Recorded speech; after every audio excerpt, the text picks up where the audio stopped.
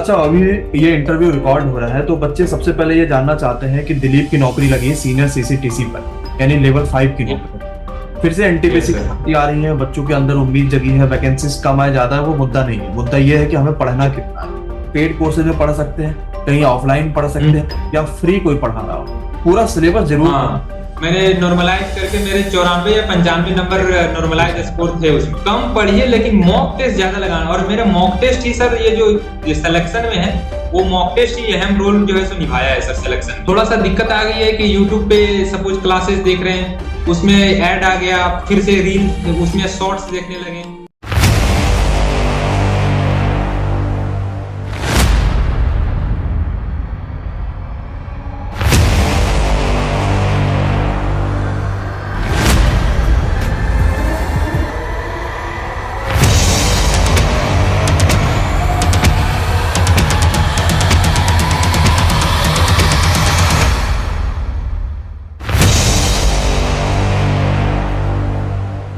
सबसे पहले तो दिलीप जी से हमारी बात हो रही है। दिलीप जी का सिलेक्शन जो है वो सीनियर सीसीटीसी पर हुआ है। और दिलीप, हाँ आपका सर। सिलेक्शन कौन से वाले भर्ती से था? एनटीपीसी के 2019 वाले से? हाँ सर, 2019 की भर्ती से हुई है। लेवल कौन सा है? लेवल 5 है सर। लेवल 5। और अगर लेवल 3 पे जाते हैं तो सिर्फ सीसीटीसी बनते हैं, लेकिन लेवल 5 पे हाँ सीनियर बन जाते हैं। Yes sir. ये तो अभी आपका बेसिकली काम क्या होता है और कौन से स्टेशन पर आपकी ज्वाइनिंग है? अभी ड्यूटी किस स्टेशन पर चल रही है? जैसे सर अभी फिलहाल में जो सीसीटीसी जो पोस्ट है, हाँ वो सर पहले सीसी का पोस्ट अलग आता था, कमर्शियल क्लर्क, हाँ। और टीसी टीसी अलग आने की होता। टिकट चेकिंग, हाँ ठीक ये है। दोनों पोस्ट अलग अलग आती थी। हाँ। और अभी सर फिलहाल क्या किया गया है कि इस पोस्ट को मर्ज करके हम्म। सीसीटीसी कंबाइन पोस्ट कर दिया गया है। अच्छा, तो अब दोनों तो एक आप, ही, वो एनटीपीसी के थ्रू आती है? हाँ, और ये पोस्ट सर आपका पहली बार आई थी ये मर्ज करके, जिसमें से सीसीटीसी और सीनियर सीसीटीसी हम्म। ये दोनों पोस्ट पहली बार आई थी मर्ज होके। एक उसके लेवल बाद 3 की सर, हो गई थी और एक लेवल 5 की हो गई थी। हाँ, काम दोनों का सेम है सर, बस ग्रेड पे का थोड़ा सा अंतर है, अच्छा। बट काम दोनों का सेम है। काम मतलब पूरा सेम है कि बुकिंग देखना कि बुकिंग में क्या है, टिकट चेक कर लेना, हाँ जितना रनिंग काम है हाँ स्टेशन के वो आप लोग के पास रहते हैं? हाँ, मतलब ये इस पोस्ट से ये फायदे हुए हैं कि सपोज कोई कैंडिडेट यदि सीसीटीसी में सेलेक्टेड होते हैं, हम्म। तो सपोज कोई बुकिंग में है तो उन्हें बुकिंग में यदि कुछ दिन के बाद थोड़ा सा इशू हुआ, कुछ दिक्कत हुई, या तो नहीं कर पा रहे हैं वहां, तो उन्हें टिकट चेकिंग में जाना है तो वो टिकट चेकिंग में जा सकते हैं।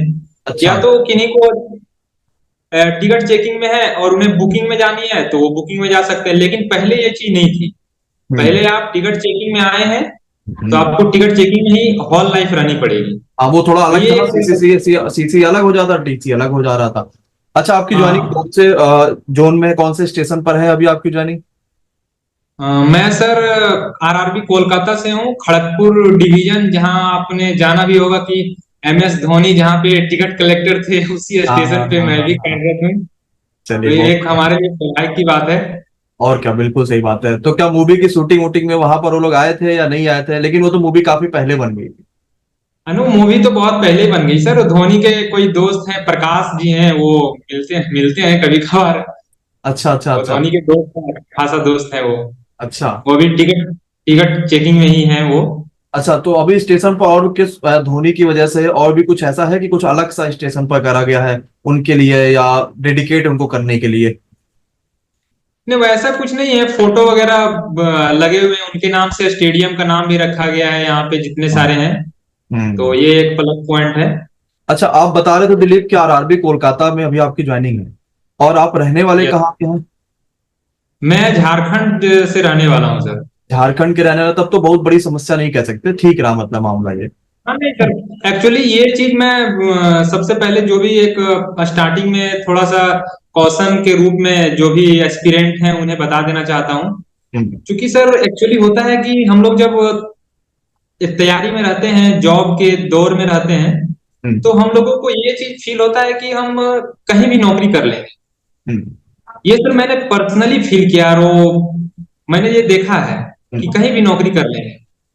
लेकिन सर आप कहीं भी नौकरी नहीं कर सकते। नहीं वो कर। जब समस्या आती है तो हाँ। लगता है कि कुछ भी मिल जाए वो मेरे लिए बेस्ट है, लेकिन जैसे जैसे आप उस पड़ाव की ओर जाने लगते हैं तो आपका एक्सपेक्टेशन हो गया, उसके बाद आपका सोच थाउट सब कुछ चेंज होने लगता है, आप अपने अकॉर्डिंग फिर सोचने लगते हैं। अच्छा, जैसे अभी एएलपी का फॉर्म आया था और फॉर्म शुरुआत हो गया था जनवरी से ही, तो बच्चे कहे सर किस जोन में डालें। बिलासपुर में खूब वैकेंसी थी, मुंबई में खूब वैकेंसी थी, बैंगलोर में थी। तो सबने क्या करा कि बिलासपुर, मतलब उसके बाद सिकंदराबाद ये था, लेकिन हमने ये बात कही कि भाई देखो बिलासपुर से खूब फॉर्म पड़ेंगे और लगभग हर बच्चा चाहे वो कमजोर हो चाहे वो पढ़ने में कुछ है वो बिलासपुर डालेगा। मुंबई और बैंगलोर तो यस हमारे ऑप्शन है, लेकिन अभी पहले तुम्हें ये भी सोचना पड़ेगा घर से कितनी दूरी पर पड़ रहा है, क्योंकि अगर यस तुम्हें छुट्टी लेना सर, ये पड़ेगा सब तो बहुत एक से गलत पढ़ने के लिए। बात है। हाँ, तो घर से दूरी देखना बहुत जरूरी है, क्योंकि छुट्टी वो पता ही नहीं चलती फिर छुट्टी मिली है। जैसे मेरा एक साथी ऐसा है जो 2011-13 वाली कुछ एनटीपीसी की वैकेंसी थी, उसमें उसका स्टेशन मास्टर के पोस्ट पे था। वो यस सर। गुजरात में है और ये उत्तर प्रदेश का रहने वाला। बच्चे तो बहुत सारे बच्चों से तो बात होती थी, जब तक जवानी होती ना तब तक ठीक है। जहां शादी ब्याह हो गया, अगर हमारी वाइफ जो है या जो हमारे जो भी साथी हैं वो अगर घर पे रह रहे ना, तब हमें पता चलता है कि दूरी कितना ज्यादा है। कोई भी समस्या आ गई, माँ बाप पर कोई समस्या आ गई तो जा नहीं सकता फिर आप। अच्छा, आपके पीछे क्रोमा लगा है, चेहरे पर लाइट है खूब अच्छी सी, क्या कारण है इन सब चीजों का? इतने गोरे होने का कारण क्या ये है? तो सर कि मुझे सर शुरुआत से ही पढ़ाने का बहुत शौक है, और मैं जब ग्रेजुएशन फर्स्ट ईयर में होता था तो मैं 11 12 वाले को पढ़ाता था। अरे वाह, तो फिलहाल बढ़िया। सर मैं फिलहाल मैं अपना प्रोफेशन के साथ साथ जॉब में टीचिंग को भी कंटिन्यू परस्यू कर रहा हूँ सर, क्योंकि ये मेरा एक पैशन है एक तरह से समझिए। चलिए फिर तो बहुत बढ़िया, और ये करना भी चाहिए अगर। और वैसे भी हम जॉब लगे चाहे ना लगे, मतलब हमें कभी घर पे बोझ बन के नहीं रहना चाहिए कि भाई नहीं घर से ही पूरा पैसा ले। हमें कुछ ना कुछ ट्यूशन पढ़ाते रहे, कुछ करते रहे, ताकि अपने बल पे पढ़ाई करके नौकरी ले पाए। अच्छा, अभी ये इंटरव्यू रिकॉर्ड हो रहा है तो बच्चे सबसे पहले ये जानना चाहते हैं कि दिलीप की नौकरी लगी है सीनियर सीसीटीसी पर, यानी लेवल 5 की नौकरी। फिर से यस एनटीपीसी की सर। भर्ती आ रही है, बच्चों के अंदर उम्मीद जगी है, वैकेंसीज कम है ज्यादा है वो मुद्दा नहीं है, मुद्दा ये है कि हमें पढ़ना कितना है। मैं क्या करता था, जनरली उतना समय नहीं होता था कि नोट्स बनाए, तो हम्म, जनरली वीडियो को मैं फास्ट करके एक ही वीडियो को 2 3 बार देख लेता था, हम्म। लगभग 1.75 के स्पीड में। हाँ हाँ हाँ हाँ।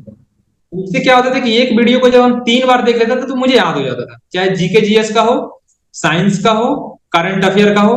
बाकी मैथ रीजनिंग का होता था क्या, मैं जो टेलीग्राम चैनल में जो बुकलेट मिलते थे, पीडीएफ मिलते थे, उसको कहीं भी समय मिल गया तो उसको सॉल्व कर लेता था। बिल्कुल। तो इस तरह सर मैंने तैयारी की, और उसके बाद फिर लास्ट में जब भी संडे का जो छुट्टी होता था मेरा, हम्म, उसमें सर मैं लगभग 3 4 मॉक लगा लेता था। हम्म।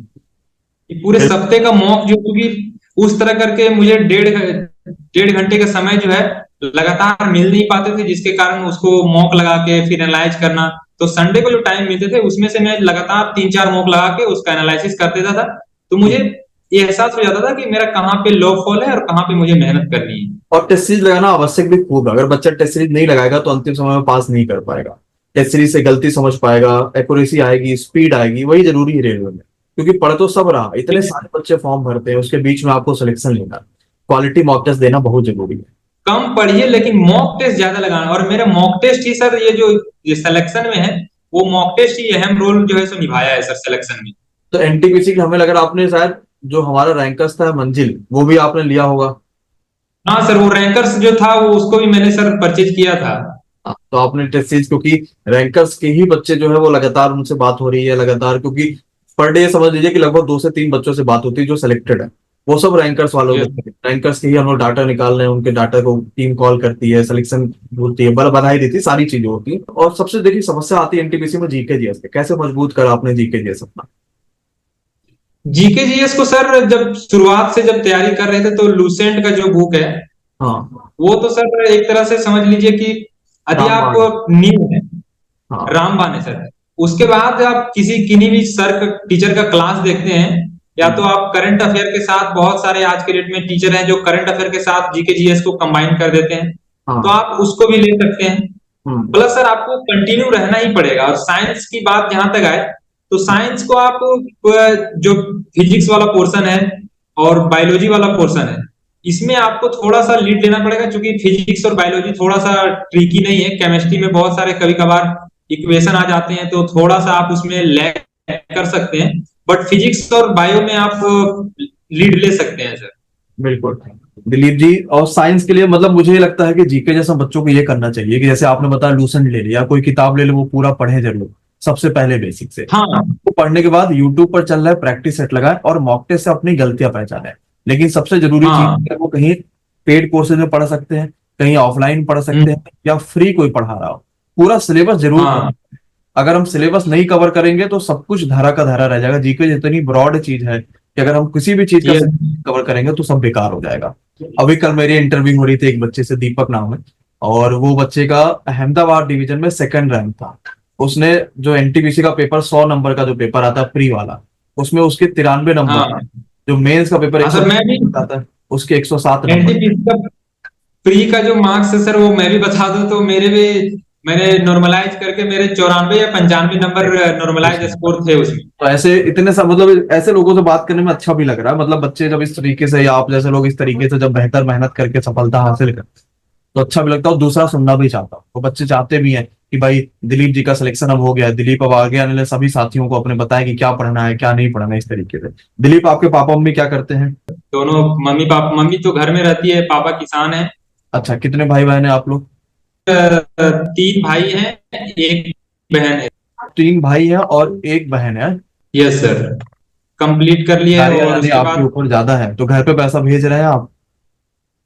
हाँ सर, ऑब्वियस। शादी वगैरह कब हो रही है अब आपकी?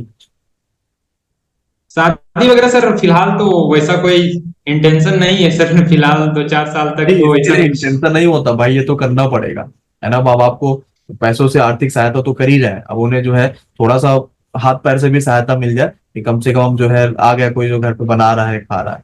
हाँ, आप लोग के और भगवान की दुआ से तो सर सब कुछ अभी तक सही चल रहा है। मेहनत करना है, जितना लोग मेहनत कर ले जाएगा सब सफलता हासिल करेगा। और खास करके इस समय में तो बहुत जरूरी है कि सही से मेहनत करना, क्योंकि इस समय इतने सारी चीजें आ गई, इतना निगेटिविटी आ गई, इतने सारे ऑप्शंस आ गए।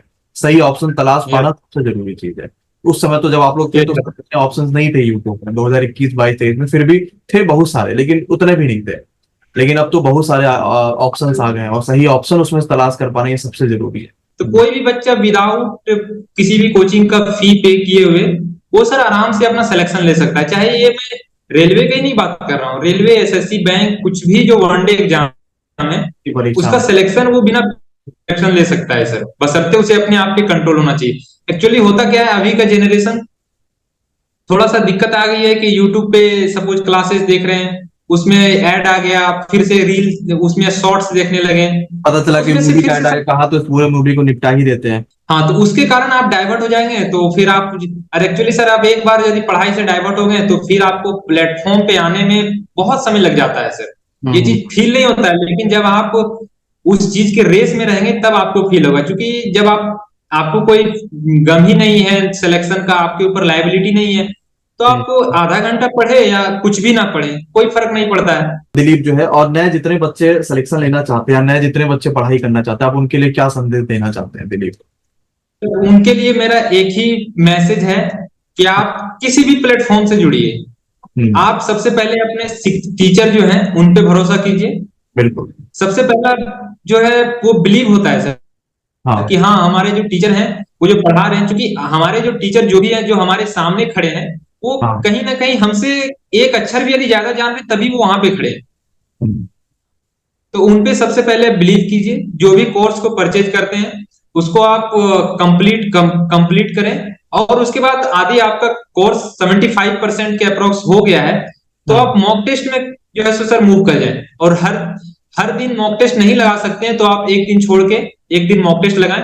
और उसका मॉक टेस्ट का सिर्फ ये नहीं कि मॉक टेस्ट मैंने दे दिया और फिर मेरा काम डन हो गया। उस मॉक टेस्ट को दें, उसका प्रॉपर, जिस क्वेश्चन को आप सही किए हैं उसको भी, और जिसको गलत किए हैं उसको भी टोटल एनालाइज करें। बिल्कुल सही है, ठीक है। चलिए, थैंक यू सो मच। ठीक है sir, thank you. Thank you sir.